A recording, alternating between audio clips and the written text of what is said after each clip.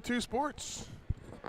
It's high school wrestling state tournament time, state dual meet tournament here, Division I tournament here between the Rodney Riders, the number 2 seed, and the number 7 seed St. George's Hawks. With me tonight is Dan Rigby. And Dan, Rodney, coming off last year's semifinal appearance, gets the number 2 seed this year, and here we are. Yeah, Benny, this is exciting.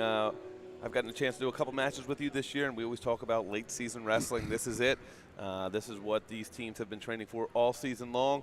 Round 1B, if you will, right, with Smyrna and William Penn wrestling last night, but everybody else wrestling tonight in the quarterfinals of the DIAA state championship. So St. George's, Rodney, both programs traditionally towards the top, and excited to be here, excited for some good wrestling. St. George's 8-4 on the season. Head coach Dave Williams. Dave Williams in his 25th season coaching, started at Hodgson, went to St. Mark's, started the program at Newark Charter, and now has been at St. George's for a few years. He's got a few ranked wrestlers in the lineup tonight, and we're going to start at 138, where you'll see either number 4 Gavin Sheehan or number 4 at 144 Bam Cordell. Nick Ditomaso at 150 is ranked number 6, and Jaleel Settles at 285. Ranked number 2. The Rodney Riders 10-1, the Henlopen Northern Division champions. Head coach Trey Mitchell in his 3rd season, I think 7th overall in the program. They have quite a few ranked wrestlers, and we're going to see maybe one of them right off the bat tonight. Number 1 Trevor Copes at 138, Kenneth King number 4 at 57, Craig Dixon number 3 at 165, Dion Austin number 5 at 215, Joseph Boehner number 4 at 285. Then number 1 ranked Ben Donado 106, and number 4 Gavin Robbins at 113 pounds. As we said, the match will start at 138 tonight. So interesting right off the bat. You want to put Copes on their best guy. Yeah, Benny. Talking with Coach Mitchell beforehand, where do you send them? I like the idea of starting with them early, getting the points on the board early, and then kind of seeing where you go. But the other idea is, do we save some of our guys? If we get up early, we clinch the match early, can we save them? That's the question that Coach Mitchell's going to have to ask himself in about a few minutes here. Riders getting ready to come to the mat.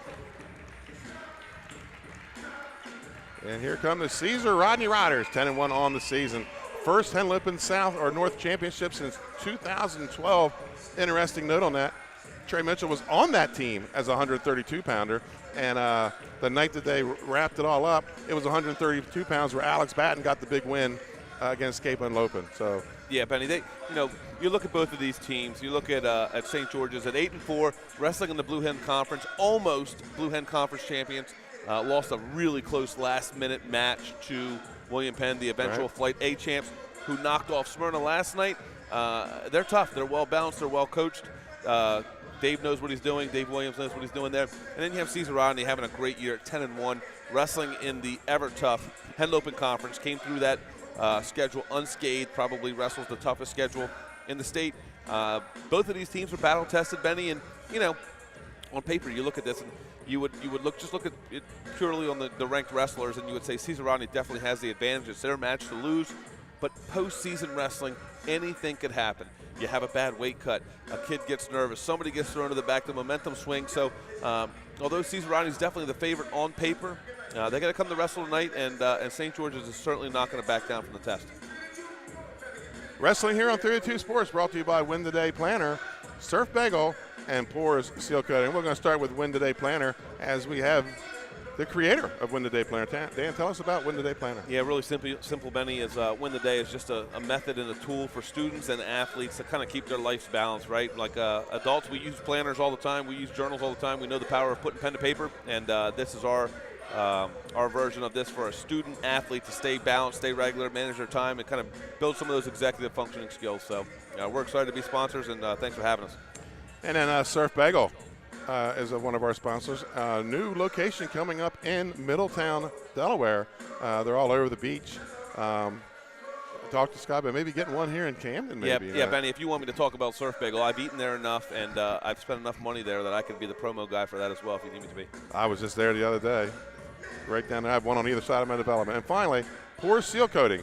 They sponsor this Poor Seal Coating Seal of the Deal match of the night. Once we get to the matches clinched and we have a winner, it'll be the Poor Seal Coating Seal of the Deal. Call Mark Poor at 302-522-4759. they give free estimates. And he's also the uncle of one 4-time state champ and the father of another in the Poor brothers that came, or the Poor cousins that came through Caravel. Hard to call them the Poor cousins because there wasn't any poor about their wrestling. 2 of the best to ever do it. Folks, we're going to take a quick commercial time out, and on the other side we'll be back with the starting lineups and some wrestling. Welcome to Surf Bagel. Surf Bagel has served the community in Delaware for over 20 years, providing fresh, hot bagels, breakfast sandwiches, lunch sandwiches, wraps, salads, local coffee and smoothies, and our iconic merch. Welcome to Surf Bagel. We're stoked to serve you. Welcome to Surf Bagel. For over 15 years, our company has been building homes in Sussex County, Delaware. We offer a completely comprehensive program for our customers that makes building a new home enjoyable. At Capstone Homes, we have access to lots in our amazing communities or through our realtor partners. Visit with our team of professionals for a completely comprehensive experience. We can handle absolutely every part of building a new home for you and your family. Create your new home. Create a Capstone. Looking to stay cool this summer? At Barclay Heating and Air, we're dedicated to keeping your home comfortable year-round. Family owned and operated, we provide trusted residential heating and cooling services to customers across central Delaware. Our experienced technicians offer reliable maintenance and repairs on all major brand HVAC systems. From air conditioners and ductless systems to heat pumps and furnaces, we also sell and install top quality units. No matter your needs, we're committed to getting the job done right with honest and timely service you can count on.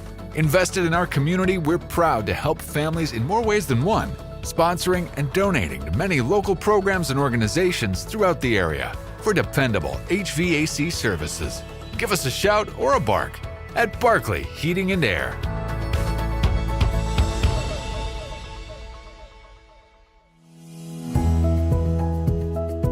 First State Orthopedics has 46 physicians and 22 physician's assistants at 16 locations across the state of Delaware. We provide both surgical and non-surgical treatment for a variety of orthopedic conditions, are specially trained in current state-of-the-art techniques. We serve as team physicians for over 20 high schools, Wilmington University, and many local recreational and competitive leagues.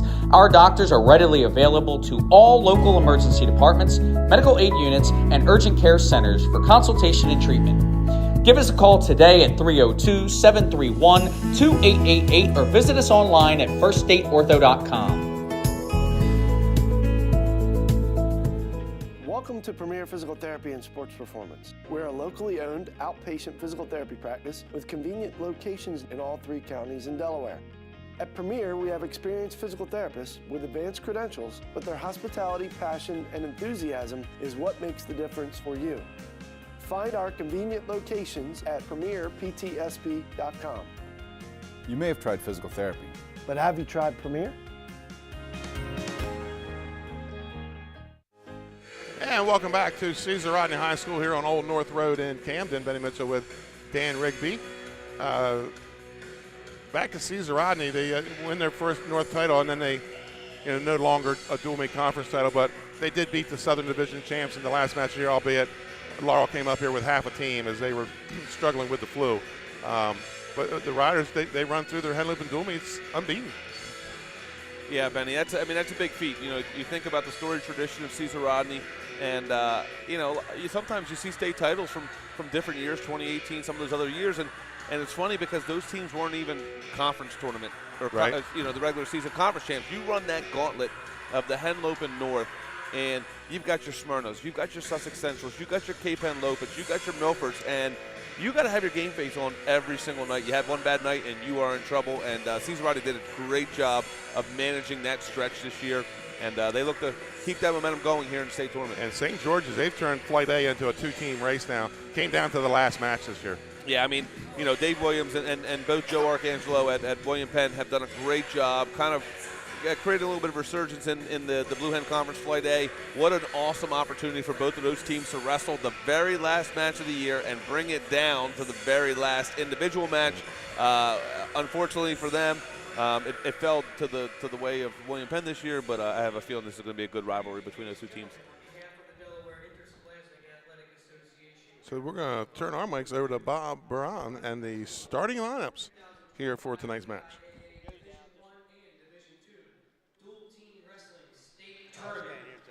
We congratulate the coaches and athletes competing today for their outstanding performance during the regular season and wish them success as they compete in tonight's match. This match is being conducted according to the rules and regulations of DIAA and the NFHS playing rules. Sigaran High School and the Delaware Interscholastic Athletic Association are committed to fostering sportsmanship and ensuring a positive environment for all. We ask that you show respect for the players, coaches, officials, and your fellow spectators at all times. Safety is our #1 priority for our student athletes. Spectators stepping onto the mat during the match are strictly prohibited. Please be advised that anyone who steps onto the mat will be immediately removed from the venue and may be subject to legal action. Thank you for your cooperation in promoting a safe and respectful playing surface. Before we begin introductions, we'd like to take this time for a distinguished academic recognition. DIAA emphasis on education-based athletics is evident in how our student athletes perform in the classroom.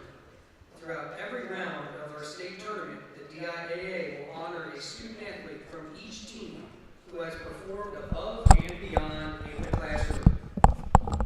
Tonight, we'd like to recognize Omar Millwood of St. George's and Kenneth King of Sigaran.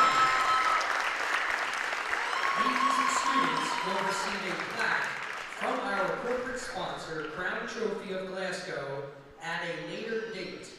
Their names will be engraved on these plaques as well. Let's give a big round of applause for Omar Millwood and Kenneth King.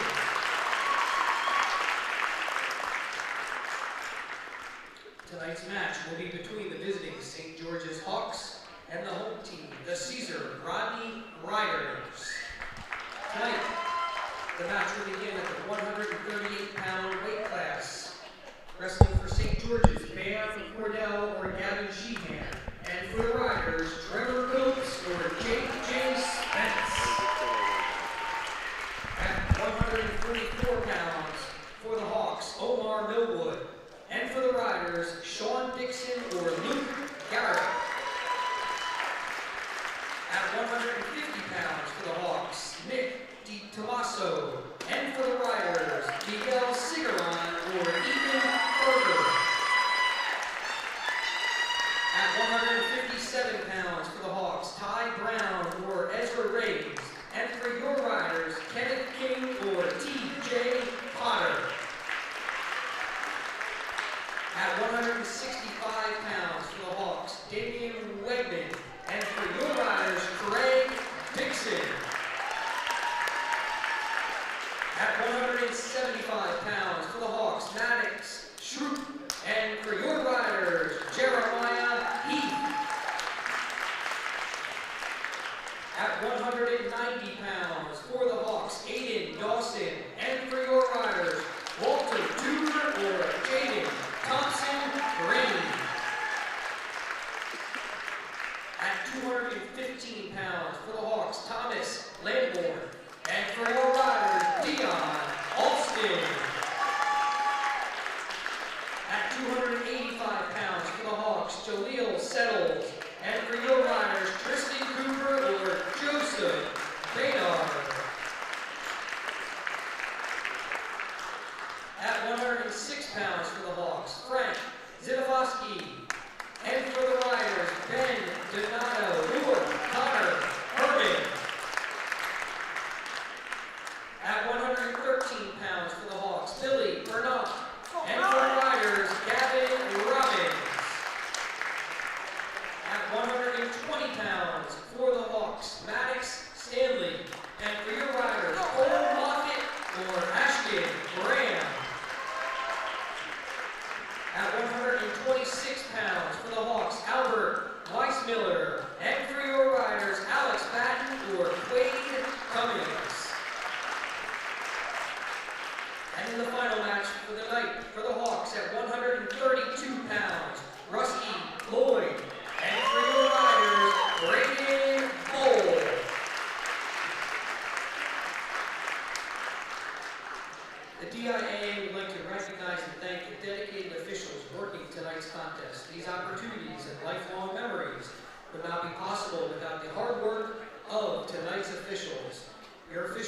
this evening are James Taylor and Justin Kressler.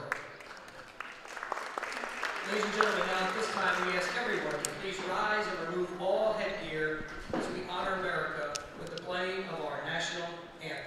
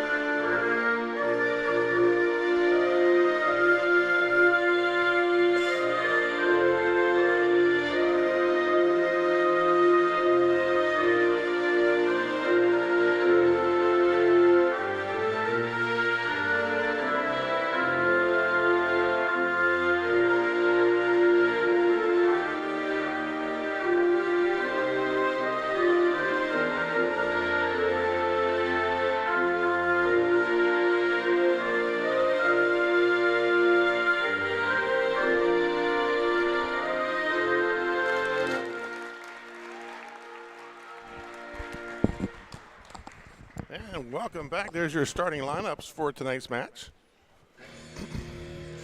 Captains will meet at the center of the mat to determine who has choice in which match.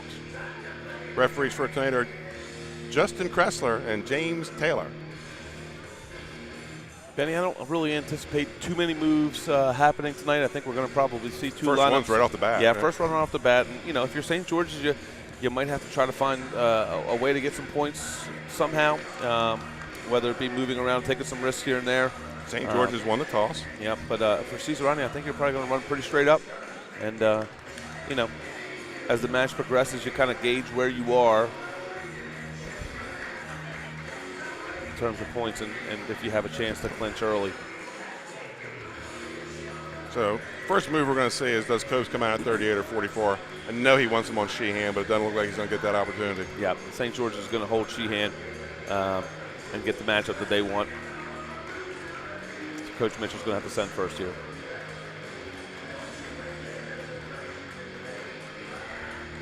So right off the bat, and they're sending out J.J. Spence, the freshman. J.J. Spence 15-4 on the year, and it looks like I'm going to guess they're going to send out Gavin Sheehan. Gavin Sheehan. There we go. This would be a match for Sheehan, ranked number 4 at 138 pounds.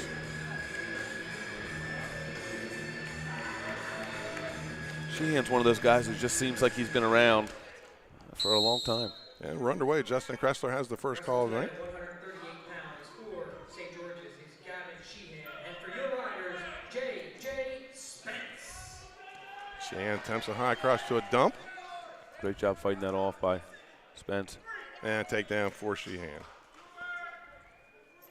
Benny, one of the things I do love in state tournament wrestling is that we have the luxury of having two officials on the mat. So we have, you know, high tense situations, loud crowds, and so if you know, Justin Kressler needs a little bit of help, right to his James cradle. Taylor can jump in there and help him out, and they'll alternate back and forth. So.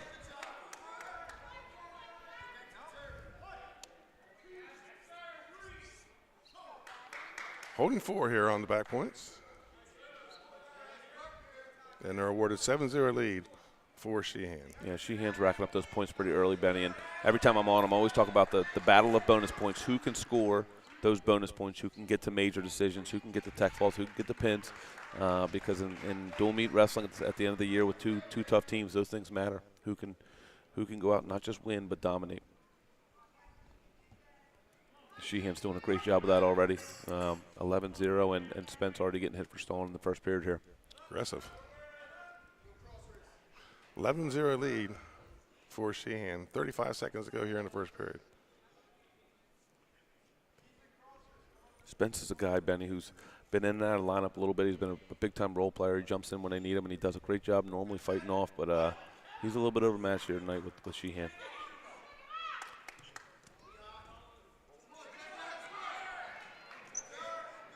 Comes to his feet. Yeah, good mat return there.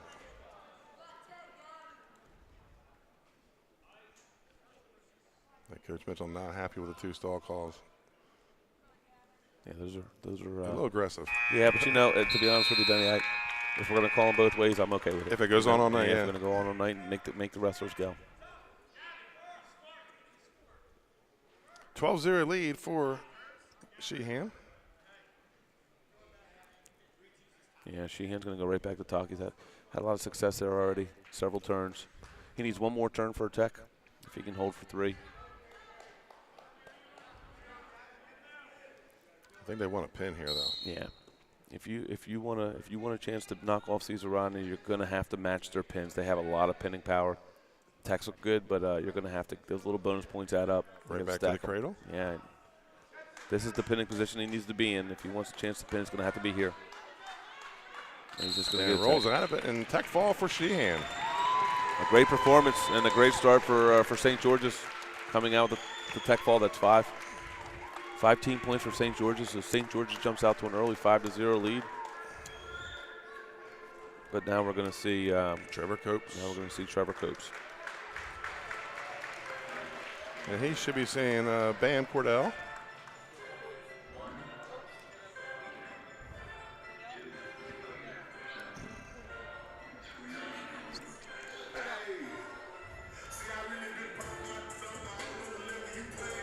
Cordell. So Trevor Copes and Bam Cordell. Bam Cordell, 33-11 on the year, and Trevor Copes is 35-5, returning Delaware State champion, moving up a weight class here. So 4-time finalist. 4-time finalist, got a chance to wrestle as an 8th grader. Is going to try to get to a 5-time finalist this year, and looking to duplicate his state championship performance last year. What a great look at that split! Look at the flexibility there, Cordell. That's impressive, fighting off that tackle, but takedown. Copes goes up 3-0. Benny, you watch some of those college guys sometimes, and a full split is nothing. You know that the flexibility of those athletes is second to none, and Cordell's shown a little bit of that there. Only a freshman. Approaching a minute to go, and looks like they're going to start going tilt.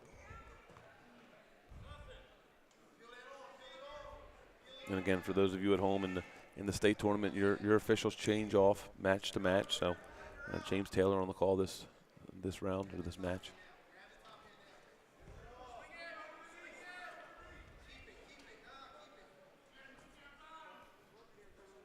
Copes brings a wrist out to the back. He likes to come around front here. He's going to tilt with it first. Copes has got to be a little bit careful here with this high bridge. He's kind of putting himself in a little bit of danger two here. Back, 5-0 lead for Trevor Copes. He's got a bar half here. Good Benny. cookie. Yeah. So he's going to run the bar side first. 19 to go here in the first period. Copes is one of those guys, Benny, that he can score points in any position. He can score on his feet. He's lightning fast, but he's very methodical on top, and he can turn you pretty quickly. And if he does, you're in trouble. And we're going to end the first period with a 5-0 lead for Trevor Copes. Benny, if you're Bam Cordell, you're kind of happy with the 5-0 first period. Mm-hmm. You know, your job is to go out there and keep this match as close as possible for as long as possible. Copes going to go bottom. Start the second period.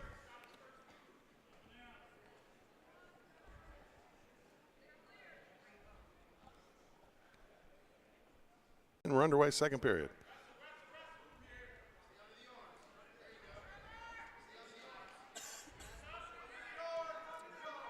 Benny, I tell you, one of the things that I'm a little surprised in is the smaller crowd than most of the matches we've done this year. Not a lot of. It's a Friday. It's Valentine's Day. It's Eagles Parade. It's Eagles Parade. It's Valentine's Day. It's people sick, and it's not going to change the wrestling here. But we're definitely a little lighter here in the Riders Gym. Copes up 6-0 here in the second period.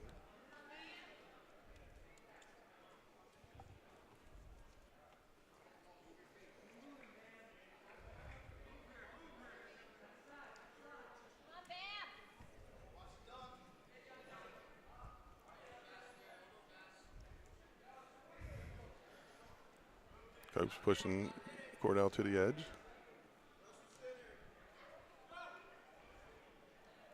Benny, if you're Copes, you've got to push this pace a little bit. You gotta recognize that Cordell's job is to keep the match close, and you got to kind of impose your will a little bit here.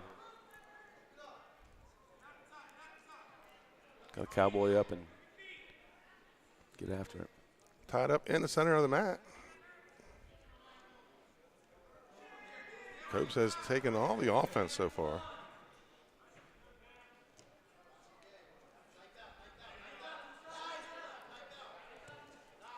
That's a stall. That's going to be a stall call there. And no stall call. That's the tough part of, when you alternate officials is you get two different philosophies on the stalling call. We had two in the first match, and that's a rule book stall on that one. There you go, nice tackle there for 3. So Benny, now we're in bonus point territory here with a major decision, and you got to really open up yourself here if you're Copes.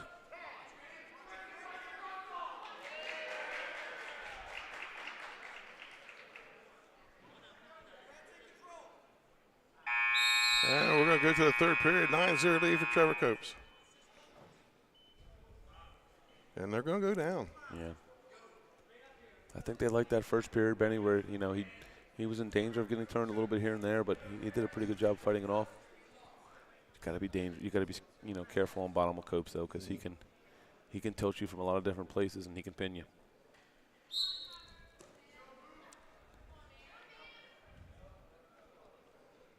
Breaks him down flat in the center of the mat. Here to go and start at third period. Yeah, and you mentioned the mat here at Cesar Rodney, and we've talked about that every time we're here, Benny. This is the biggest mat in the state of Delaware. There's not really any place to run. This all yellow, and you're not going out of bounds too often on this mat.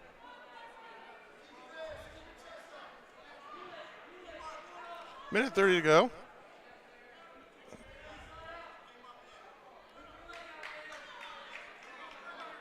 The Rider faithful are over there chirping. They want the stall call. James Taylor's ear. They want that stall call like they were in the first match.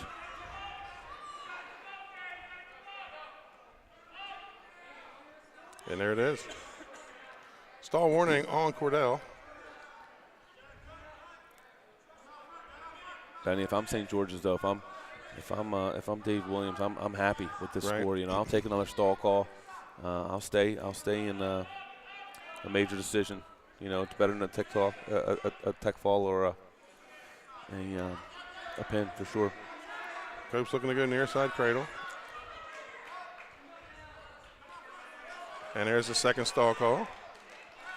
So getting some consistency here.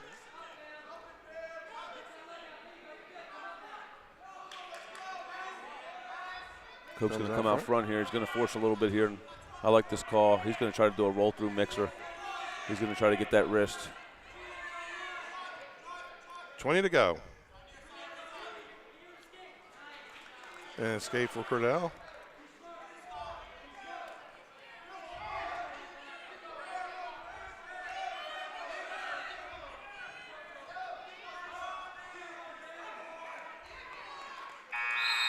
And major decision for Copes, so 5-4.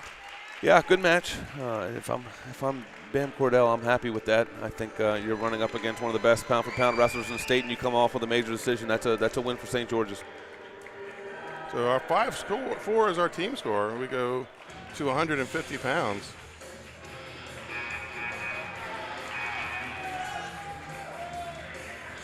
And it's going to be Miguel Sigaran. Yeah, Miguel Sigaran, 19-9, just a sophomore, and he's going to go up against Ty Brown, 24-14. This is Ditomaso, isn't it? I'm sorry, Ditomaso, Nick Ditomaso. Sorry.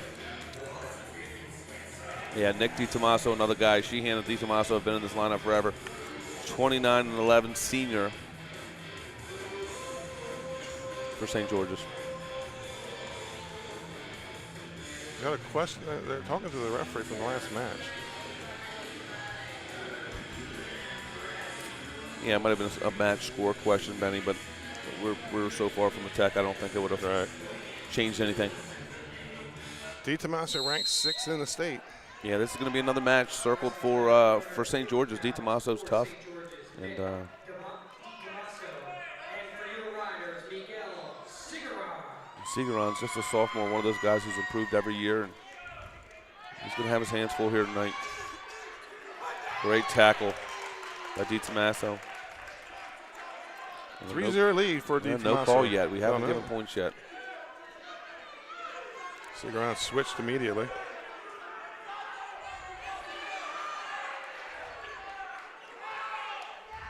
And there's the takedown.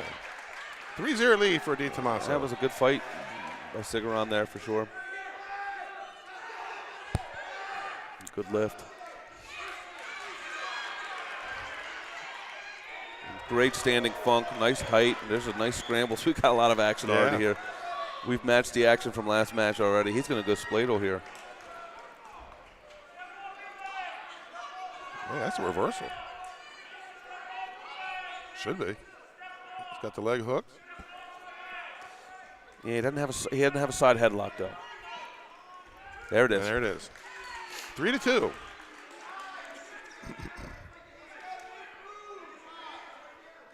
Sigaran's one of those kids who just keeps coming at you. The last two matches he has scored takedowns in the final 15 seconds to earn major decisions in two big matches. And sometimes I joke, Benny, I see him around school, and he doesn't know he's supposed to lose this match. Right. He doesn't know he's and that's the fun part about some of these young kids. They don't know that they're supposed to lose. 10 seconds to go here in the first period. I'm going to talk a lot about this throughout the match, Benny, and every time I'm on, I get the chance to talk about this. But finishing the period on top in close matches always matters. Trying to finish the period on top.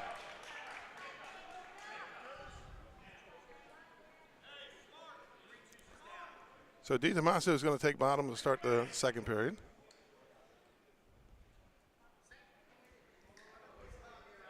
Sigaran was one of the heroes last year in the quarterfinals. Was a JV wrestler, came out and stole a match for the Riders against Winnipeg. Great job getting to your feet. 4-2 lead for Ditomaso.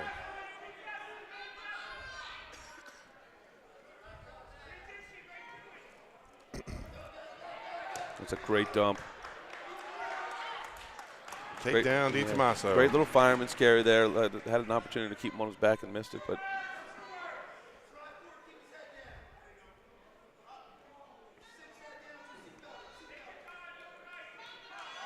Sigaran's got to be careful of a little cradle.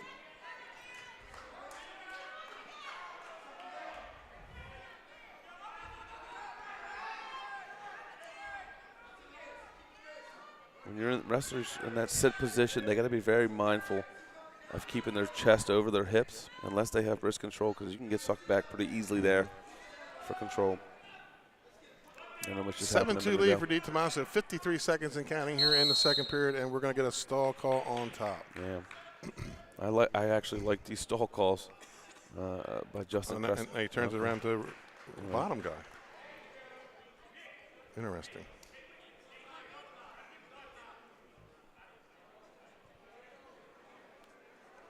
Trying to figure out did we call stalling because of a shoelace undone, or did we call stalling? I mean, that should have been a stoppage. Yeah, you're supposed to call it when they stop to tie it. Correct. I'm not sure what happened there, but nonetheless, we're back underway. So there was two stall calls. I think he wiped off the green. I'm not sure. I think it was inadvertent. Another nice switch. That's another nice switch by Miguel there. Just got to find a way to. And I've noticed in a couple matches, Benny, he goes over top on that crossface cradle and gets himself in a little bit of trouble. Well, he's kind of short for a 150 pound. Yeah, he is. He's got to get that knee to the mat and hook that foot. If he can get that knee to the mat and hook that foot.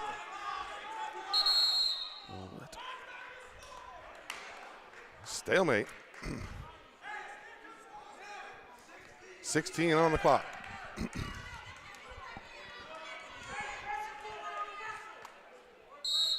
If I'm Ditomaso, I gotta keep those hips covered, not let him clear those hips. No switches. And we're in a short time here. 8 seconds.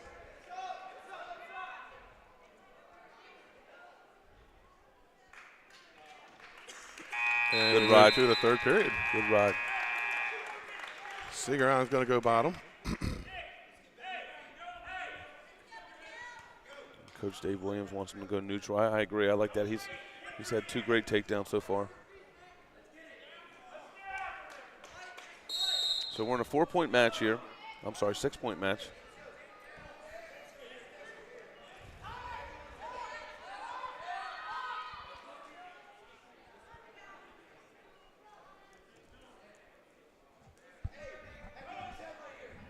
If you're Ditomaso and St. George's, you got to think, got to get another takedown.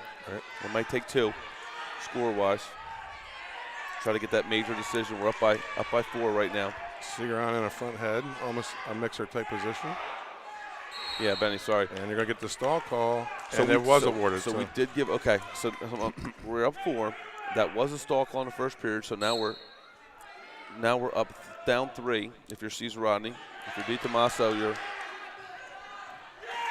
And Ditomaso gets the takedown. Yeah, we're 10-4, so we're in 6 points here. 6-point advantage for St. George's. And the St. George's bench is yelling to Ditomaso to cut him.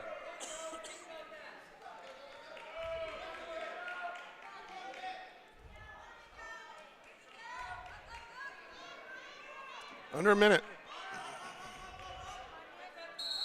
Yeah, we're going to get a potentially dangerous. Yeah, I think St. George is going to want to cut him here. You give an escape, and then you get a takedown, and you ride, and you're in a major scenario. So here we go, 5-point advantage for St. George's. A takedown puts you into it. They give you a major, yeah. Sigaran's going to keep coming at him.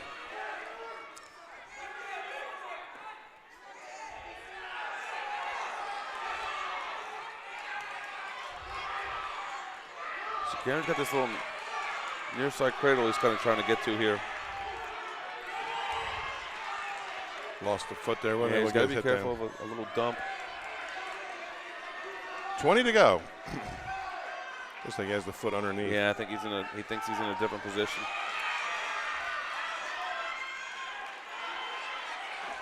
That's a cradle. And they don't have it locked up. Yeah, short time.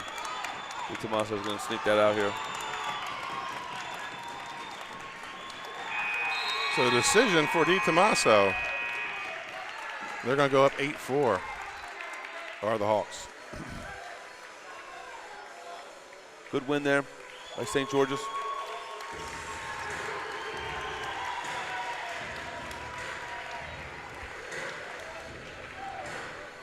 So we should be seeing Kenneth King here for the Riders. Versus Ty Brown. Ty Brown 24-14 on the year. Kenneth King 32-11, ranked number 4 in the state. Brown has been in and out of the rankings. Yeah, this should be a good match here.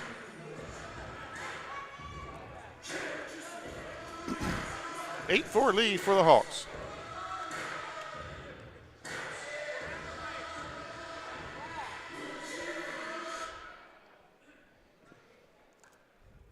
Wrestling tonight at 157 pounds. And underway.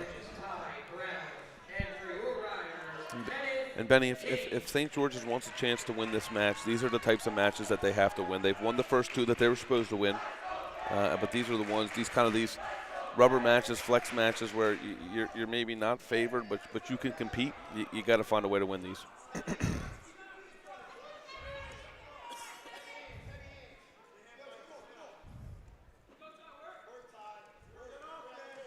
Ty Brown, a senior, I'm sure he's been in some tight matches before, so. Do want to announce the 2 academic award winners. One of them was Kenneth King. The other one was Omar Millwood for St. George's. Kenneth King, AP student. Yeah, I'm sure both teams are super proud of those scholar athletes.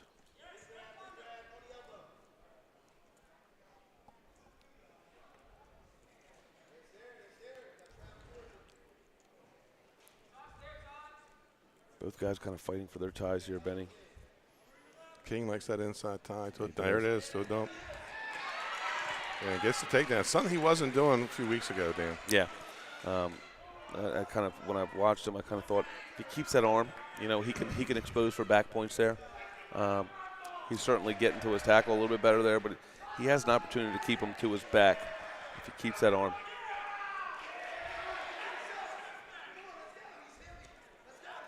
"30 seconds here.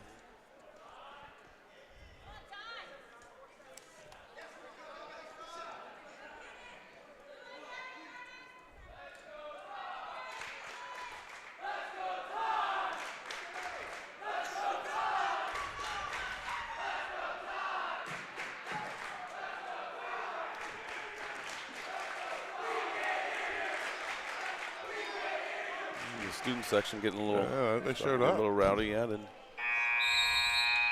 Benny, one of the other things we want to mention is that we're happy you're here with us with Cesar Rodney and St. George's, but there's 5 other matches going on tonight. Should be 6 others. 6 other, yeah, I'm sorry, 6 other matches going on tonight. One match happened last night with William Penn going into Smyrna and beating them. Smyrna had to have a match early due to a scheduling basketball game with them. Yeah. So Brown takes bottom, gets the escape. It's 3-2. Kenneth King.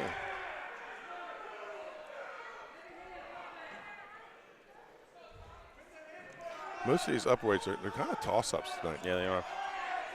Cesar Rodney, their power is going to come out of the lower weights. Yep. And you know, that could benefit St. George's if you can get on a little bit of a run and kind of put Cesar Rodney on their heels. If they come out and they punch you in the mouth right away and go up 30, then you got to be taking some big risks. But if some of your little guys can maybe shave points, you never know what can happen. I like the heavy hands here from Ty Brown. He's really snapping on that head, moving him around. He's kind of controlling where that match takes place. Great drag attempt there, and a great shoot off there. But again, you can shoot for a mile and not go off the Cesar Rodney mat. So. Right. King needs to get his head out. He's got a double leg. He's wrapped, blocked behind the back. 47 to go, and Brown's going to snap him down and get out. Great job by Brown. Brown keeps kind of looking for that little ankle pick on the re-attack from King. So King's got to be mindful when he brings his head up. If you guys at home haven't wrestled before, this heavy hand routine here from Ty Brown can really wear on you. So see if Kenneth King can kind of keep that position or if he'll start coming out of position. But Ty's doing a good job of just snapping that neck. And what it does is it takes you out of position. Short time here. Great job wrestling the edge. Both guys were in 10 seconds to see if Ty Brown can score. And he's not going to be able to get it.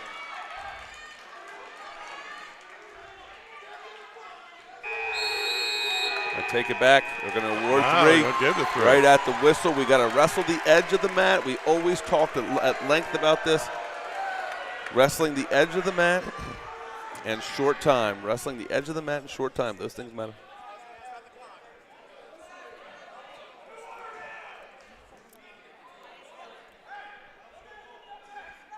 So King will take bottom. Yeah, so we go up 5. St. George is up 5-3 here.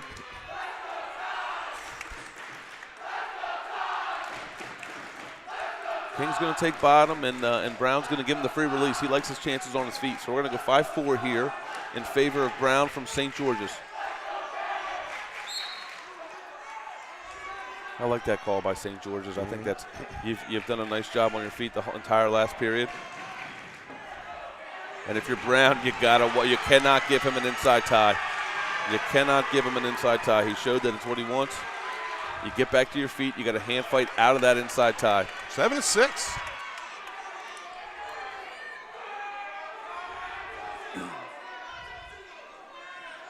And you could just watch Kenneth King keep going after that inside tie. You got to watch him with a cradle here, too. Yeah, he's got a nice near side cradle. Nice backspin attempt by Brown, but he didn't get all the way around.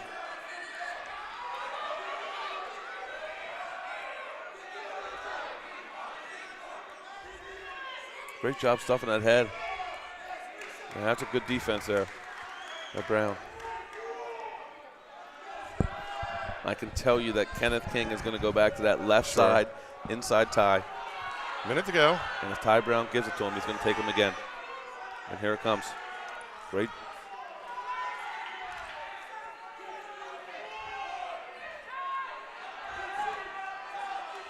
He's in it again. Ty's doing a good job of kind of feeling it and fighting in his tie. He's got that arm drag that he's gotten twice now.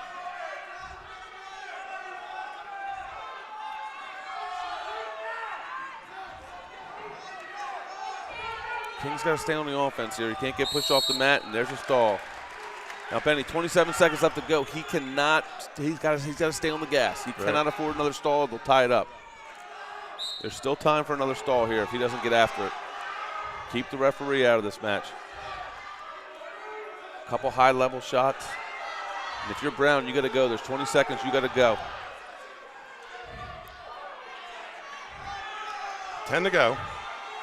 Third period. I think he might want to try to force a throw. Yeah. And Kenneth King's going to hold it off.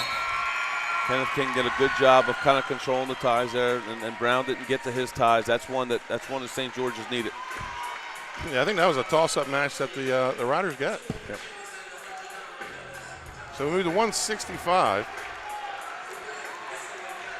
I think the Riders weighed in 2 guys at almost every weight class. Yeah, we'll see what happens here. We're going to get Craig Dixon for Cesar Rodney, number 3 ranked senior.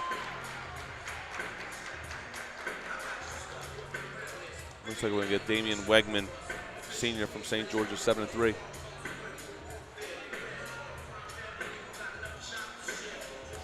And this is a match that Cesar Rodney is going to be favored in. We got to look for some bonus points here. 65 pounds for St. George's, Damian Wegman, and for your riders, Craig Dixon. 8-7 is our team score.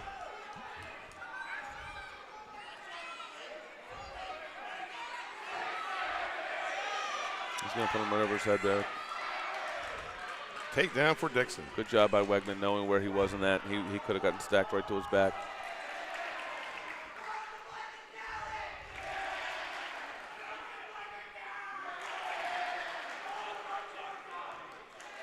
Got a reinforced bar. Now he switches off to a bar and a wrist. Go around that head, and this is going to be this is where he wants to be. There's plenty of time on the clock. Smack dab in the middle of the mat.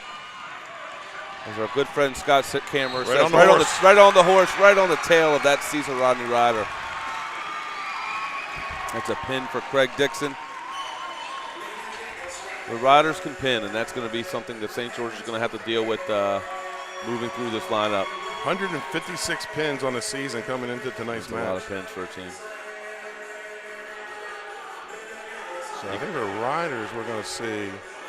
Yeah, Jeremiah Heath, it looks like. Heath. And Maddox Shupe for St. George's. Maddox Shupe, senior, 19-18 versus the sophomore Jeremiah Heath, 25-13. Heath won, or excuse me, Shupe won this match. I think it was a 7-5 back at the Del Castle Invitation. Yep, and there you go again, Manny. This is going to be another match that if St. George's wants to stay in this thing, they're going to have to win these 50-50 rubber matches. Big heavy hands there by Heath.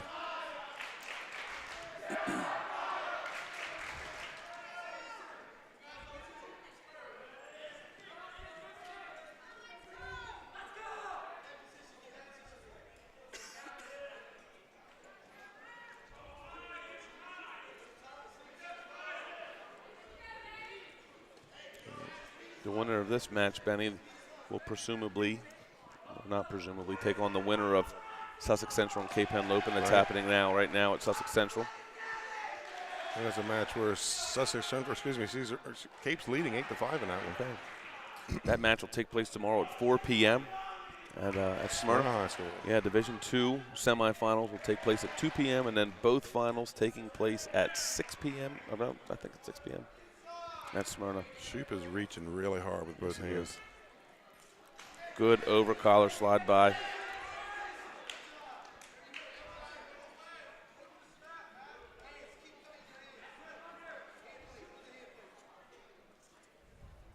You know, Benny, right now in the season, most people would say that Sally's is probably the favorite. But you get to this point, you got sickness going around everywhere. Right.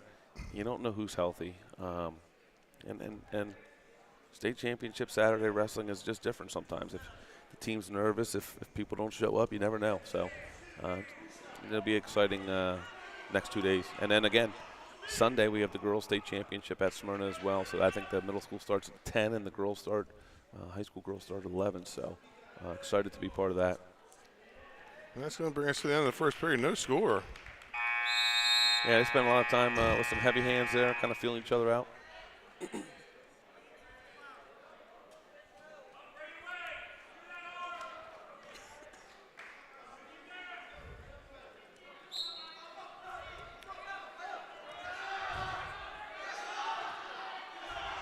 Good stand up there by Shupe.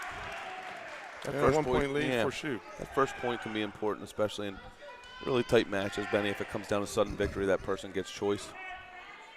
And as a coach, you always want to be able to put your wrestler in their best position in those situations.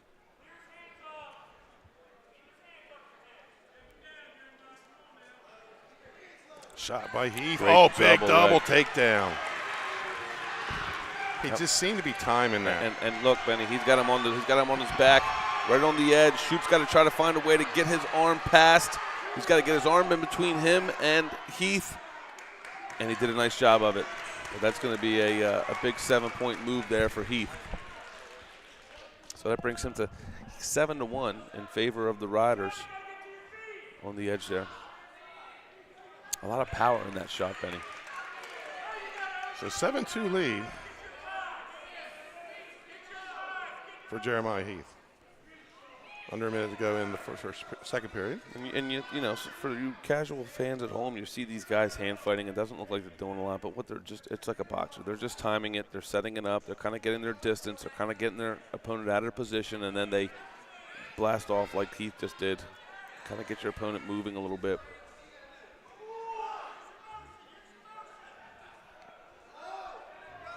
Down the double leg shot by Heath. 22 to go. If you're Shupe, you got to start firing off some offense here. Starting to move his feet a little bit more now. I'm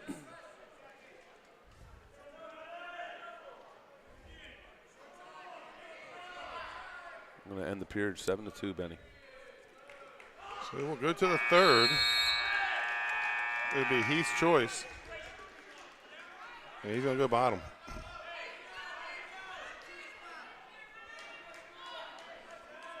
(7-2) lead for Jeremiah Heath. Going to give him the free escape there, so we're going to go 8-2.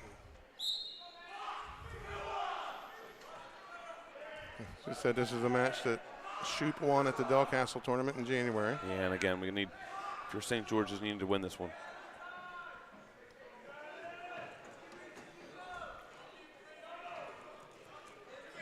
Kind of a half shot there. Yeah.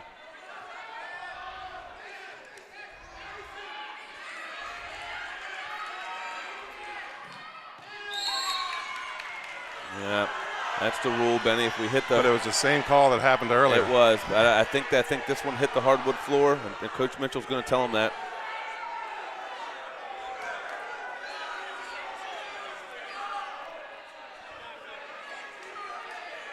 I'll be honest with you, Benny.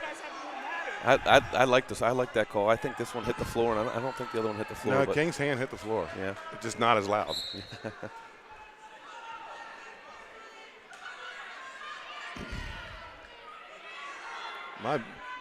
My bigger argument would have been he was fleeing the mat. Yeah, I agree.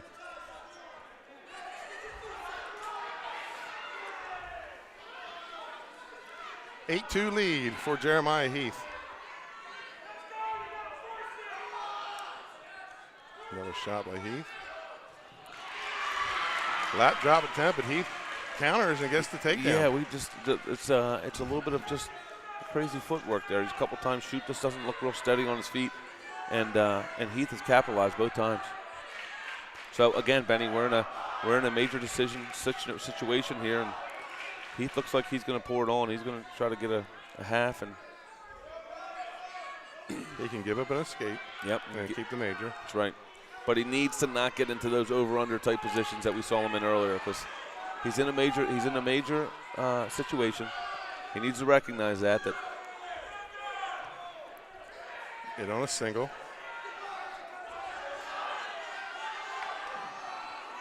We're in a 15-second sprint here. If you're Shupe, you got to go and try to go chest to chest headlock. And there he is trying to get chest to chest, but I see our coaches are saying, stay away, stay away. You don't have a stall call. And that's going to be a major decision for Jeremiah Heath. Yeah, a little redemption there for the sophomore.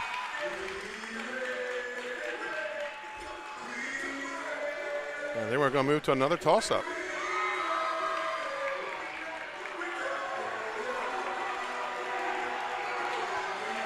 Looks like we're going to have Aiden Dawson from St. George's, 29-13. He's a junior. And we're going to get Walter Toomer here from Rodney. He's a senior, and he's 1-0.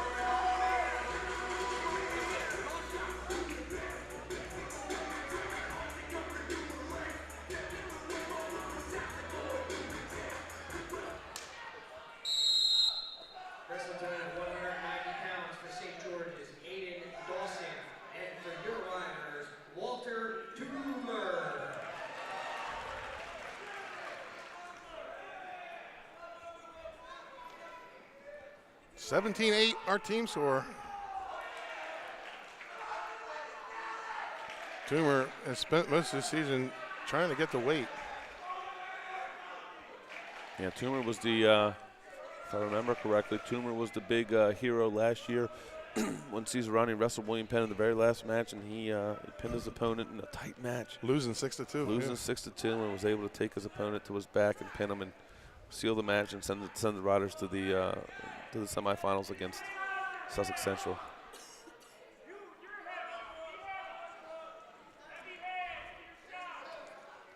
You know, one of the things that when you get these guys cutting weight sometimes, Benny, is you got to wonder how was their weight cut? How, you know, and you can see it in the second and third period. Did they cut weight the right way? Where they did they keep feeding their body and do it the right way, or did they crash hard the old style? You know.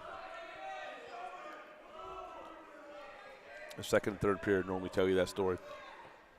Again, another toss-up match. I think Coach Mitchell will probably be a little more comfortable if he can pull this one out. Yeah, I think if you're the Riders and you can pull this one out, then you're in the driver's seat and you're kind of controlling the bus here. And if you're St. George's, you gotta have to get this one. You have to get this one. Yeah, the Riders got some ranked guys coming up in the lower weights.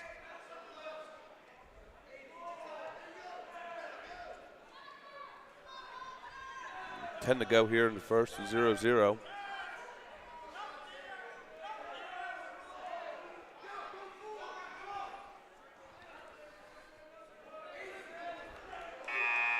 And that's how we end the first period, just like we started, 0-0.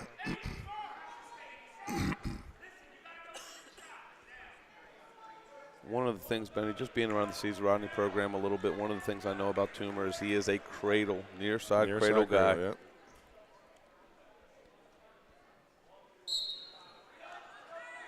You can see him kind of looking over for a cross-face cradle right there, and he'll go cross-face to near side, cross-face to near side. He's got it locked up.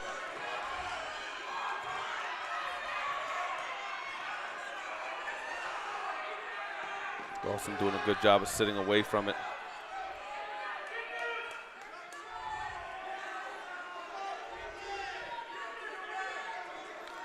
Minute 30 here in the second period. We have no score.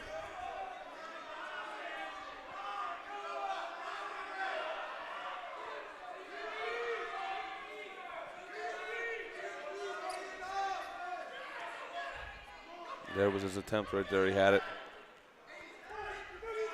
Got neutral there for Dawson. Out of bounds with a minute 7.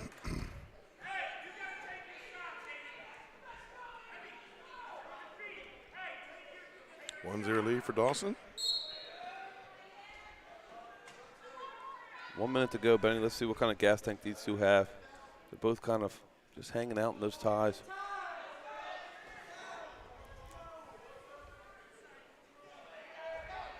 Dawson looking for that overhook, looking maybe over under for a lat drop. See if Toomer can recognize that. The William Penn match, they tried a lot of lat drops. Yeah. Right throughout the team.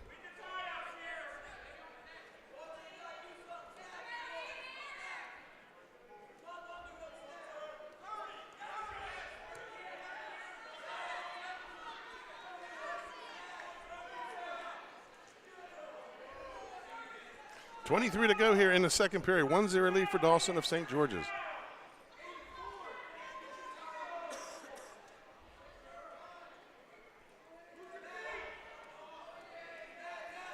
Good snaps there by Toomer.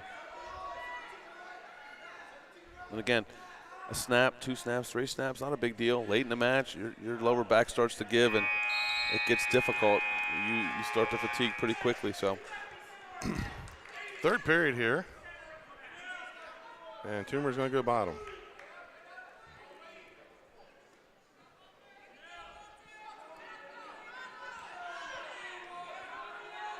That's going to be a caution. That's heavy coming in.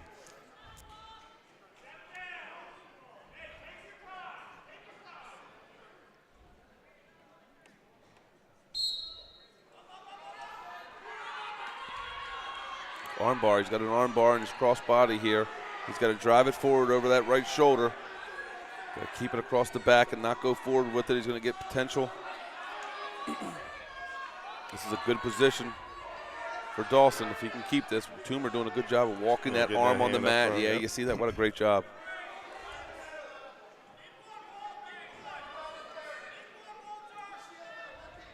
Toomer's got to open up. He's got to open up. Can't afford to get hit for stalling on bottom here. The longer he lays there, the more energy Dawson just kind of zaps. Well, he might get a parallel ride here.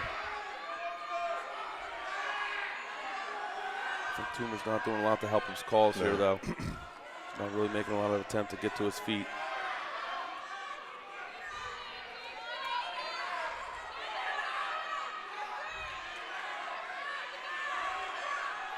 .50 seconds to go. 1-0 lead for Dawson.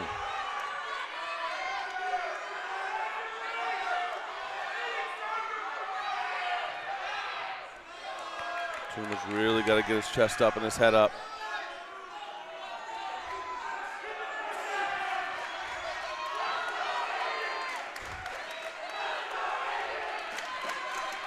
.25.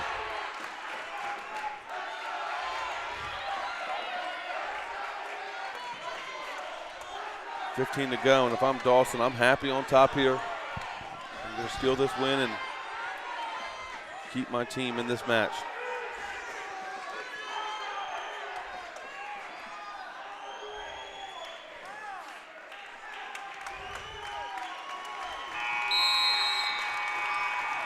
That's a good win by Dawson, Benny.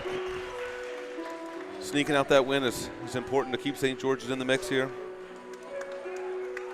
So we'll move to 2:15. It's going to be Deion Alston for the Riders. Deion Alston, senior, 25 and 10. And we'll see who we get from St. George's. Should be Lamborn.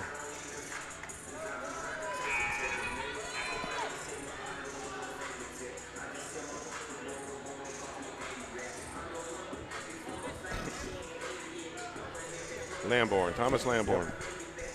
Yep.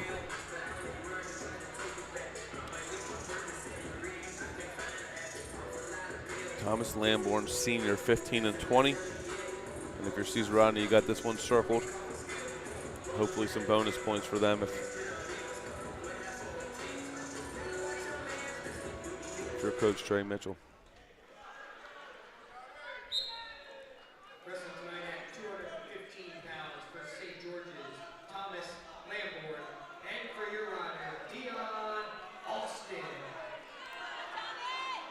Austin ranked 5th in the state, gets to a bear hug. Yeah, he's got that body locking. And gets the takedown. Yeah, Lamborn did a good job of turning that chest down.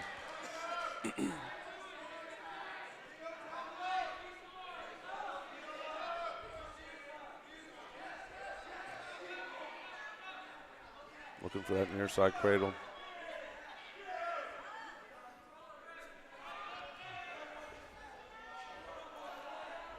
We're at 215 pounds, 17-11 lead for Cesar Rodney. Lamborn tried an elbow roll there, but Austin sniffed it out.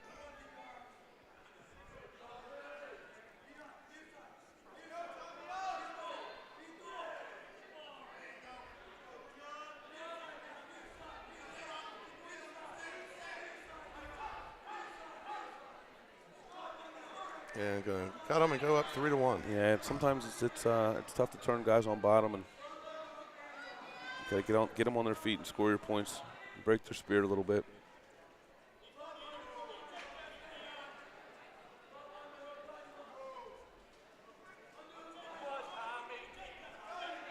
To go here in the first period. He's going back to that body lock, Benny. Needs a step in front and steps in behind there. And another takedown for Austin. 6-1.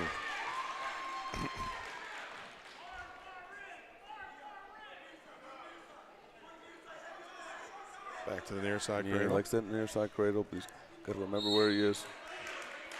We're in short time here. He's got to stay on top.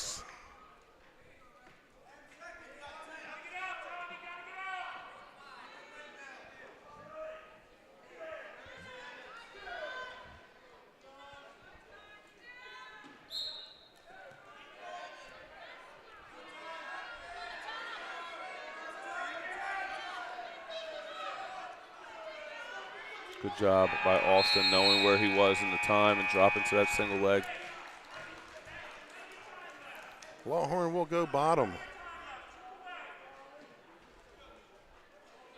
Austin's going to cut him and give him the free release. Make it 6-2.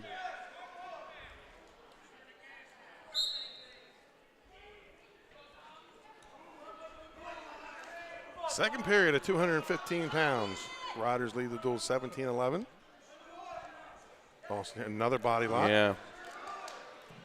I'd like to see him, I'd like to see him step in front and hip toss in that position.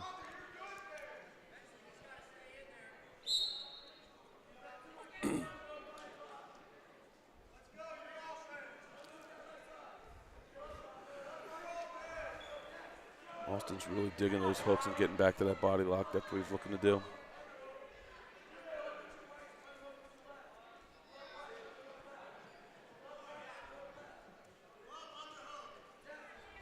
It's like Longhorn wants a side headlock. Yeah.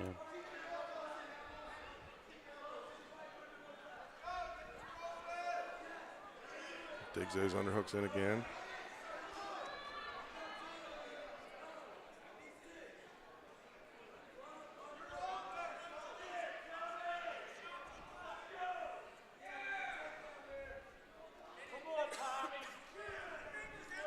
.55 to go here in the second period.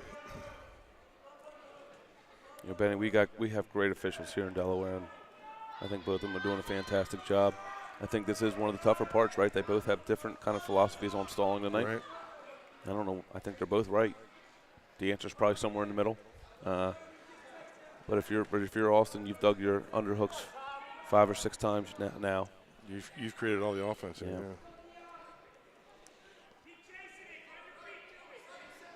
But for the record, we do have great officials in Delaware. Right.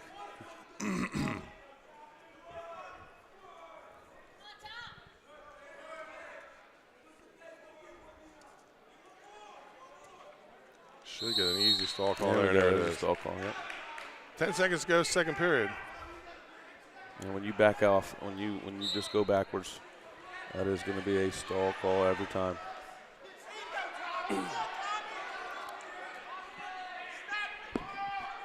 Lamborn had a little opportunity there to get to a near side. We're going to go to the third period.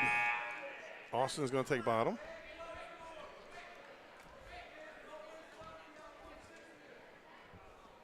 Benny, I think you and I would both get in trouble if we don't wish everyone at home a happy Valentine's Day. My mom, my sweetie dear at home, and you're not quite the romantic. You make your wife come work. She's on the camera. Mrs. Mitchell working tonight, so happy Valentine's to all those folks at home, and hopefully she met me at a wrestling tournament. Is that right? Well, that's the name of the game for a lot of these folks. If you're stuck with them, wrestlers don't change too much. It's a big lift there by Lamborn.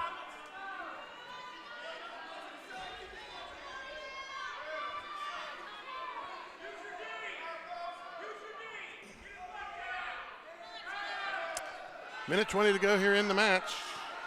Austin coming to his feet, looking to isolate the lock. And gets the score. 7-2.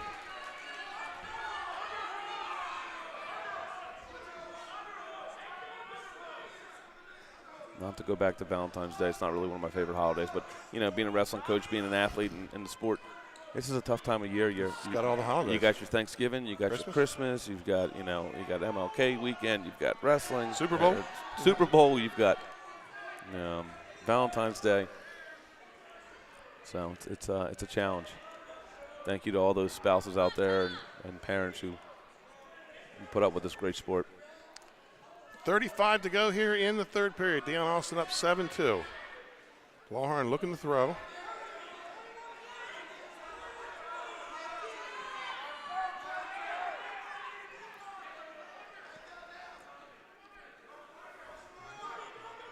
Benny, for this match, Austin came out early with a couple big body lock bear hugs, and Lamborn has done a nice job kind of neutralizing that here in the last 4 minutes of the match, last 3 minutes of the match. And Austin's going to get the win for the Riders. They go up 20-11.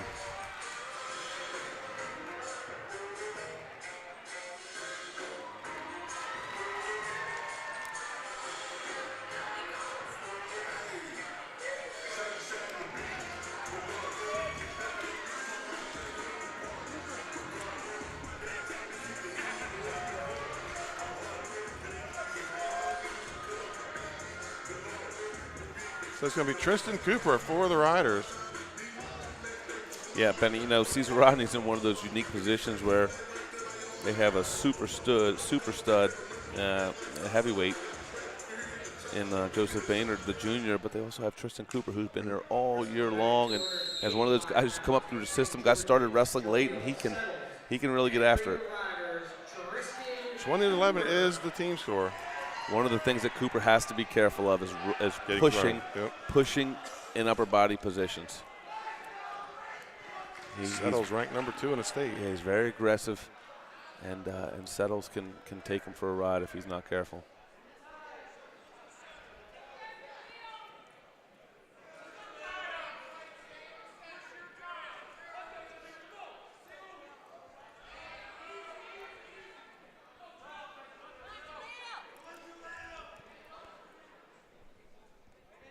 Settles pinned Deningra as the 2-time state champ at the Canal Classic. Yeah, I've been paying attention to those 302 rankings. The only, or should I say, the best rankings. They're the only ones, really. They are the best. Yeah. Contrary to some of the parents out there, the only rankings that really matter, Benny, are the ones in about 2 weeks. Yeah. So you can question them. You can be angry about them. You can send DMs or emails or petitions, but the only ones that matter are in a couple weeks. 40 seconds to go here in the first period. But no score. We appreciate you doing them nonetheless. It's good for the sport. It's good for the kids. It's good for the families, and we gets a lot of activity. A lot of activity, a lot of people talking, and it gives the fans something to look at home. Hey, these two wrestlers are matched 3 and 4, and so it's for your casual fan. It's fun, and we also appreciate the first ever girls rankings. Right. And so we appreciate that. 15 to go here. A lot of pushing, a lot of shoving, no points.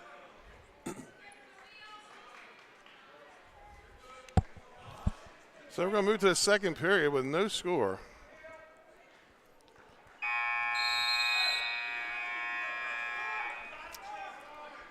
Cooper's going to defer. And Settles will go bottom. Second period about to get underway.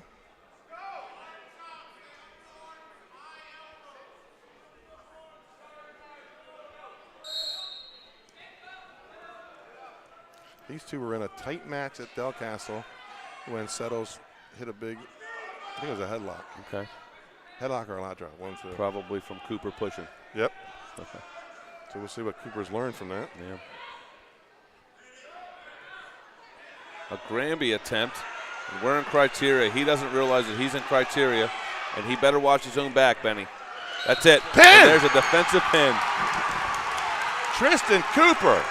He didn't recognize that he was in criteria, and he didn't recognize that he was in danger. That's a big defensive pin.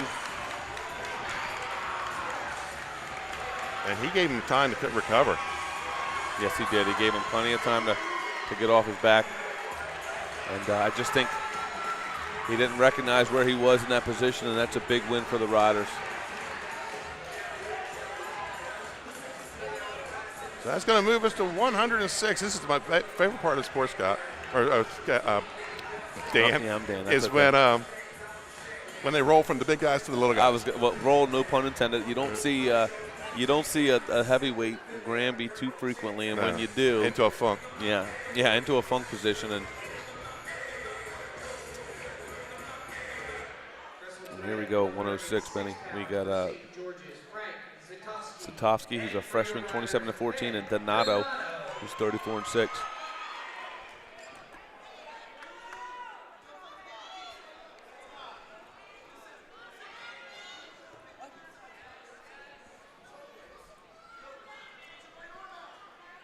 $26-11 is your team score. Donado to work right away. I was setting up earlier tonight when I heard Trey Mitchell tell Ben, I don't need to see how many takedowns you got tonight. Go out and get 6. Yeah, he can put some points on the board, and he's kind of a fan favorite. He likes to go out and score. He likes to really control the pace and the tempo, and he does a really good job of that. He's the #1 ranked wrestler at 106. Yeah, it's going to be a fun weight class in a couple weeks, Benny. There's a lot of back and forth and a lot of guys who can scrap it up and get after it. It was like Sussex Central starting to flex against Cape and Lopin, now 25-8. Yep. For the Golden Knights.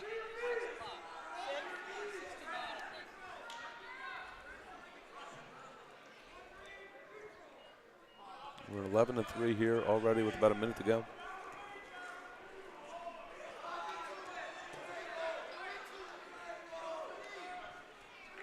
And 14-3, and Donado's looking at earning a tech fall in the first period if he.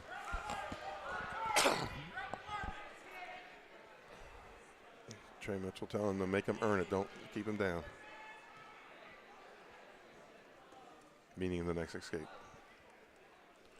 14-3 lead for Ben Donado, 23 and counting here in the first. Benny, while we're waiting here, I'm going to run through a couple scores. St. Mark's beating Woodbridge 42-18. First State Military hanging in tough with Laurel, 27. First State, Laurel 33. And Sussex Central, as you mentioned, 31-8 over Cape Henlopen. And then Indian River and Lake Forest. Lake Forest up 37-26 right now. And somewhere there was just one all Sally's. Folks, our schedule coming up, we'll be covering the Henlopen Conference Championships, whistle to whistle, all formats.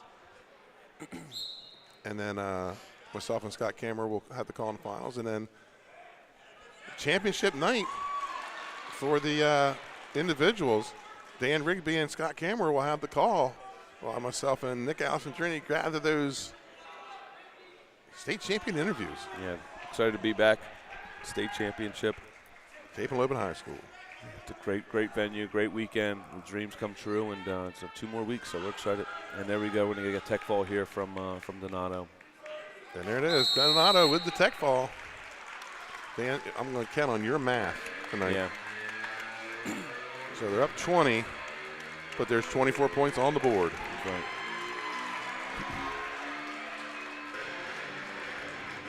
Betty, you know, I was a PE teacher, and I normally relied on an assistant coach to tell me what the math was, because that's me not good at math. And here we are at 113. We're going to have Billy Perot, sophomore, 22-12. And from Cesar Rodney, Gavin Robbins, a freshman, 20-7. Number 4 in the state, Gavin Robbins.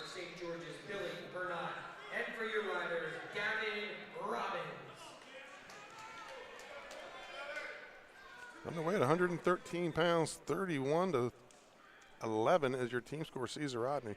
And this is the strength of the riders in those lower weights, lower to middle.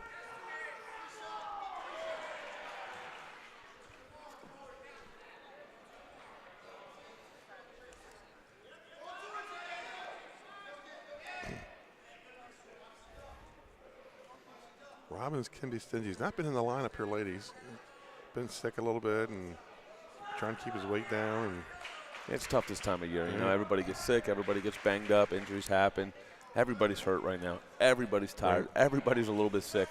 It's what can you do to make yourself just a little bit better. He tells his kids the first practice, this is the healthiest you're going to be the rest of the year. Minute 5 to go here in the first period. No score at 113 pounds. At the end of the night, we'll have a 302, Delaware 302. Great single attempt there. He's going to try to get his height. He's got to be careful not to step over that leg.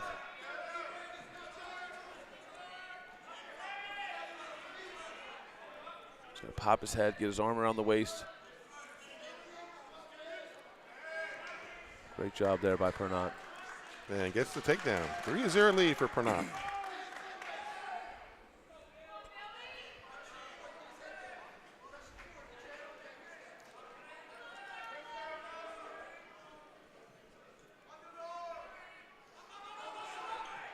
And escape for Robbins. Yeah, good job in short time. We're 15 to go, and he was able to get back to his feet and get one.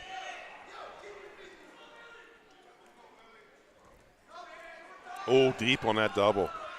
He's got to return him to the mat. 5 seconds to go. He's got to return him to the mat. And he's not going to be able to do that. That's a great job by Perot, knowing where he was and getting to his feet. Great job. Robbins is going to take bottom.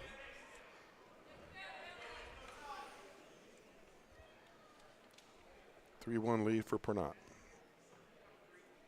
I think Perot spent some time at 106 early in the season. I could be wrong. Yeah, he's a big 113-pounder, too. That's the tough part, too, Benny, in this sport. You got young men and women who are growing, you know, and can be putting on weight even in the season. Escape for Robbins makes it a 3-2 match.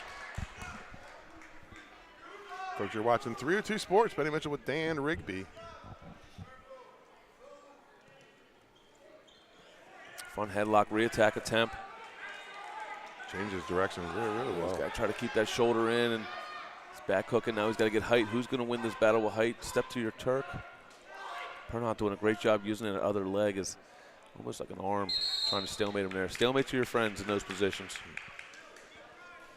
A minute and 15 to go. We're going to get a restart here. 3-2. Perot, St. George's. Approaching a minute to go in the second period. Perot with a 3-2 lead. Riders look like they need one more match to close this out. That's right.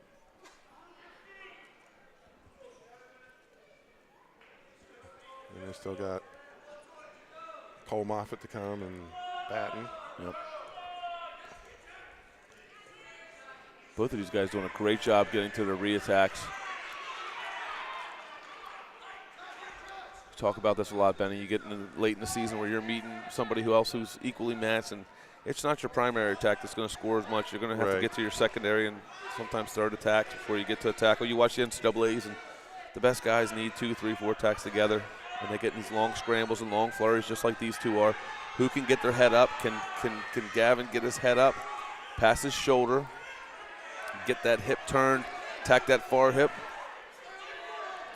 Perot's just doing a great job of wrestling in these scrambles, understanding his positions. Short time here. And that's a takedown for Robbins.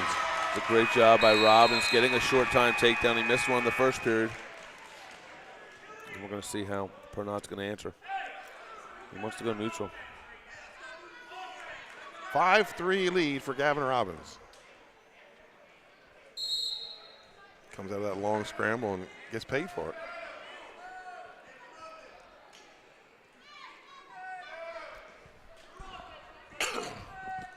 Minute 49 to go, third period. Great low clip. Now he's in a low situation. Can he get his height up? Chest up, head up. Exact same position. At this point, I think Robbins wants to get a stalemate, not try to score from this. Man, those sub-up positions, man, stalemates can be your friend if you're the guy defending. Body whizzer gets him to the mat, chest to the mat.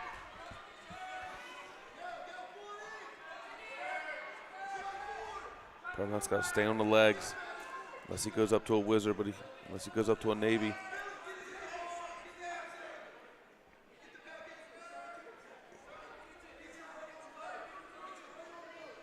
Stuff in the head, looking to clear this near side. If he just goes side headlock, he's got a might get a stalemate here. There it is. 58 seconds to go. Stalemate. 5-3 lead on our feet.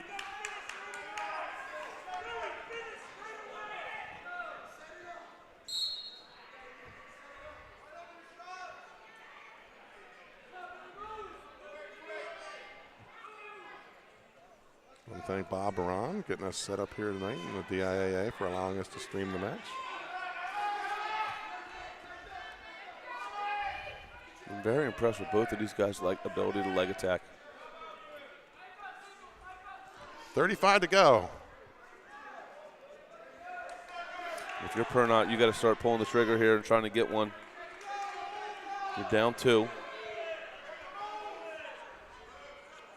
If you're Robbins, you're keeping those blockers down, and 15 to go here.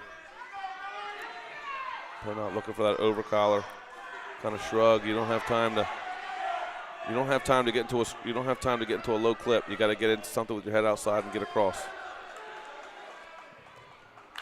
Missed the headlock. There's a late takedown for Robbins. He's going to win the match 8-3. Yep, there we go. And that's going to be the poor seal coating. Seal the deal. The Caesar Rodney Riders with 34 points and only 18 left on the board. Call Mark Poor. 302-522-4759, and he can seal the deal for you. And we'll see what Coach Mitchell decides to do here, Benny. If they seal the match today, they throw some backups in, or no? It looks like we're going to keep our starters in here with Cole Moffett. With Moffett from Caesar Rodney, senior 7-4, and then Maddox Stanley from St. George's, sophomore 11-15. Wrestled tonight at 120 pounds for St. George's, Maddox Stanley. And for your riders, Cole Moffett. This was always kind of a tough decision. It was an easier decision when you didn't have a home match, you know? Right. But you don't want to rob a senior of their last opportunity to wrestle at home in front of their crowd. I think Moffett's trying to get to 100. Is that right? Yeah. And that's a position you don't really want to be in with him with that body lock. He's bailed a bale of two hay in his day. What I remember about Cole Moffett was he was like 65 pounds forever. Yeah. I remember him coming up through the Young Rider program. And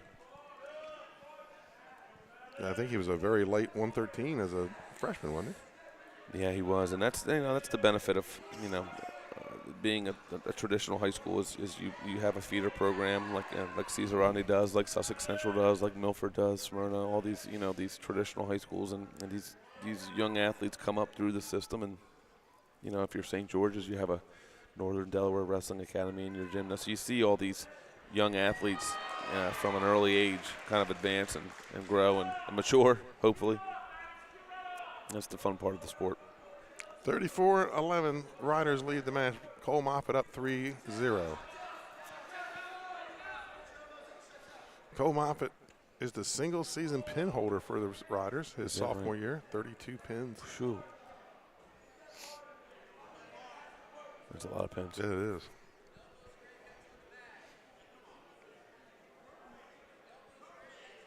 He's in the 90s, Coach Mitchell told me. He's trying to get to 100 and suffered that elbow injury back in January. Got a little corkscrew type Turk thing going on here. Reason for the big brace on his elbow.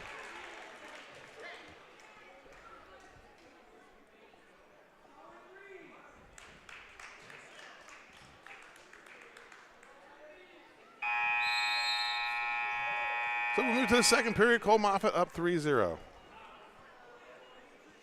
St. George is going to take bottom.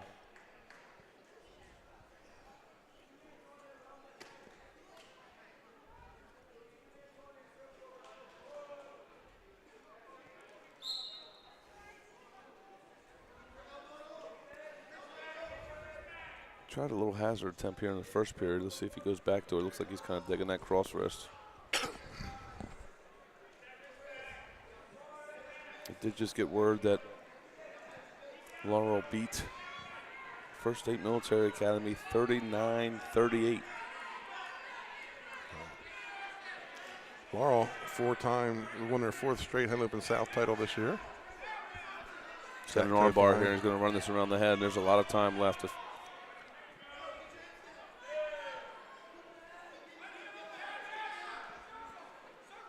So they'll move on most likely to wrestle number 2, St. Mark's.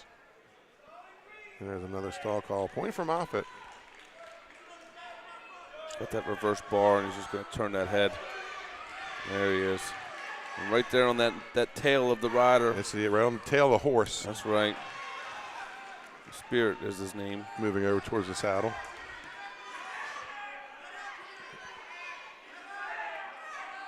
This is a lot of time on the clock. And there it is. In for Cole Moffett.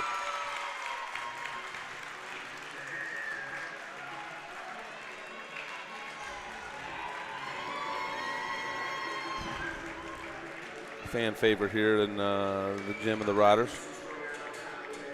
It's going to bring up Alex Baton for Cesar Rodney. Alex Baton, senior, 29-10 on the year. It looks like we're going to get Wismiller, freshman, 8-8 on the year at 126 pounds for St. George's. So around 126 pounds, 40-11 lead for the Riders. Wrestlers tonight at 126 pounds for St. George's, Albert Weissmiller, and for your riders, Alex Baton. Big takedown for Baton.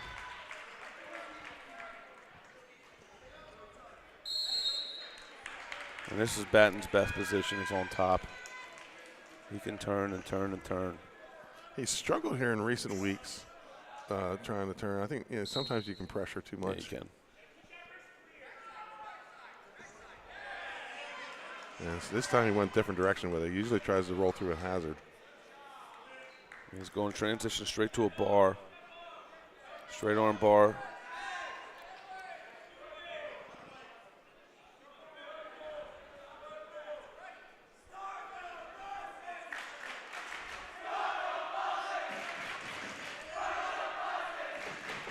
See our student section getting it going. Yeah, they're telling those St. George's folks Start to the start the buses. That's old NCAA basketball. Yeah, it's always you always can have a little bit of. Well, they obviously just did the math. That's well. Our math scores could probably use a little bit of improvement because we clutched 2 matches ago. Public school math, you can do. Yep. Baton going back to that hazard. This time he rolls through, and he's going to get a count here as well. He's transitioning to that bar, but he's not. Oh, he's got it. That's a great. Oh, that's great. That's a nice job. Pin for Alex Baton. You know, Benny, I love watching guys be able to tilt, and tilting is an art, but tilting and then pinning is a real art. Figuring out how to get to your bar after your hazard is a real skill, and Baton did a really nice job with that. That's going to bring us to our last match of the night, Benny, here. Yes, it is. Russell Lloyd from St. George's, a junior, 34-14. Yeah. And then Braden Bolt from Cesar Rodney, 16-12. This is one of those matches that both teams probably, had we started somewhere else, would have been a must-win. Right. If you're St. George's. I believe Lloyd beat Bowl at Del Castle.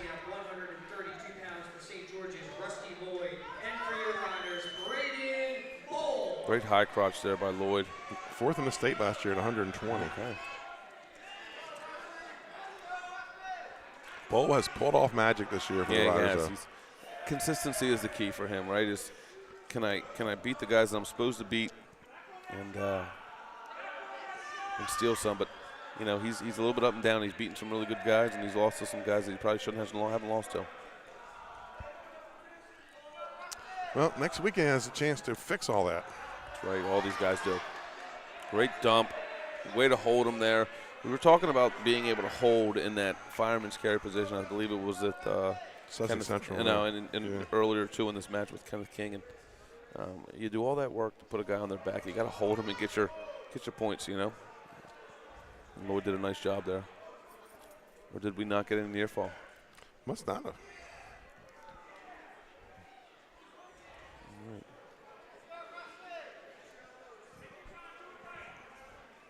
Lloyd last year, fourth, lost to Moffett in the third place match. Moffett had a late turn. I like the way this kid's wrestling.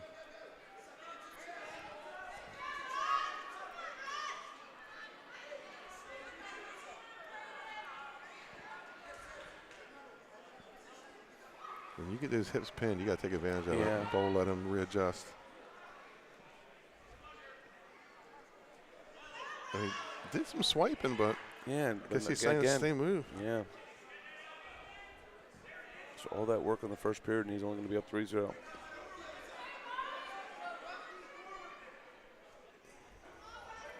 Sometimes, Benny, you can watch and you can say that kid's just solid. He understands positions, and I can say that in one period without watching this kid wrestle a lot.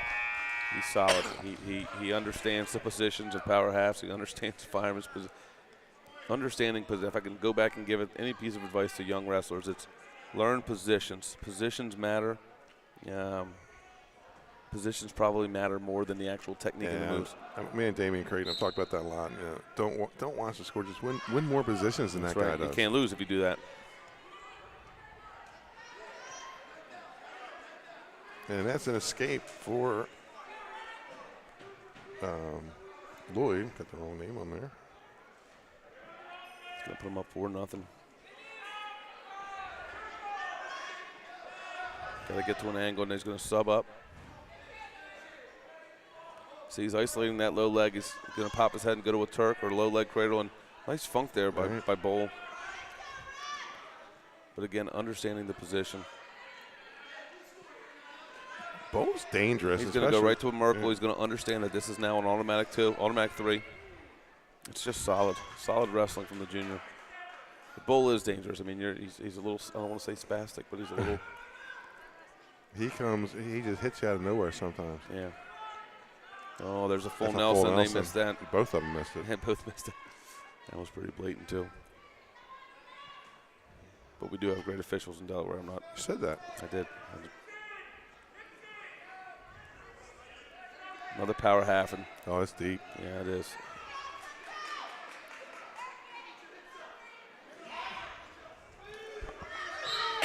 That's yeah, a pin. I listen. I know we don't give your award to the losing team very often, Benny, but this kid, he knows what he's doing. We're going to take a commercial timeout. We'll be back with our outstanding wrestler, folks. Stick with us. Looking to stay cool this summer? At Barclay Heating and Air, we're dedicated to keeping your home comfortable year-round. Family owned and operated, we provide trusted residential heating and cooling services to customers across central Delaware. Our experienced technicians offer reliable maintenance and repairs on all major brand HVAC systems. From air conditioners and ductless systems to heat pumps and furnaces, we also sell and install top quality units. No matter your needs, we're committed to getting the job done right with honest and timely service you can count on. Invested in our community, we're proud to help families in more ways than one, sponsoring and donating to many local programs and organizations throughout the area for dependable HVAC services. Give us a shout or a bark at Barclay Heating and Air.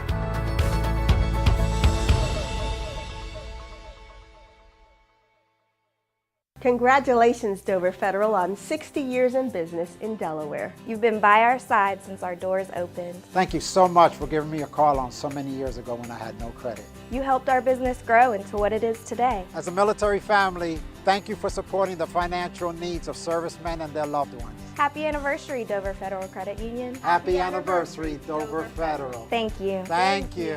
Local people, local decisions, Dover Federal Credit Union. I would always pass by Ferris on Kirkwood Highway, so I knew that they existed. We stopped in the showroom.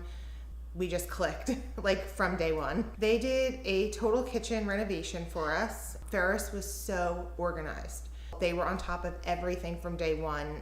Always here when they said they would be, always on time, kept to the schedule. The level of comfort speaking to everyone that works at Ferris, they were just super friendly, easy to talk to. It was like they were friends, not, people coming to work on our kitchen. The room is totally transformed from what it used to look like. To have all this seating now and the big table, the bench seats, It's great. I love coming home and just walking through the laundry room into the kitchen every day. It was just a great experience. We love Ferris. Welcome to Surf Bagel. Surf Bagel has served the community in Delaware for over 20 years, providing fresh, hot bagels, breakfast sandwiches, lunch sandwiches, wraps, salads, local coffee and smoothies, and our iconic merch. Welcome to Surf Bagel. We're stoked to serve you. Welcome to Surf Bagel. In life, some things just go together, like a burger and fries, and home and auto insurance from State Farm. So make it a combo. Combining your home and auto insurance could save you time and money, and who doesn't like that? Just call State Farm agent Juwan Johnson and find out how you could start saving today. It's just another way we're here to help life go right. Looking to stay cool this summer? At Barclay Heating and Air, we're dedicated to keeping your home comfortable year-round. Family owned and operated, we provide trusted residential heating and cooling services to customers across central Delaware. Our experienced technicians offer reliable maintenance and repairs on all major brand HVAC systems. From air conditioners and ductless systems to heat pumps and furnaces, we also sell and install top quality units. No matter your needs, we're committed to getting the job done right with honest and timely service you can count on. Invested in our community, we're proud to help families in more ways than one, sponsoring and donating to many local programs and organizations throughout the area for dependable HVAC services. Give us a shout or a bark at Barclay Heating and Air.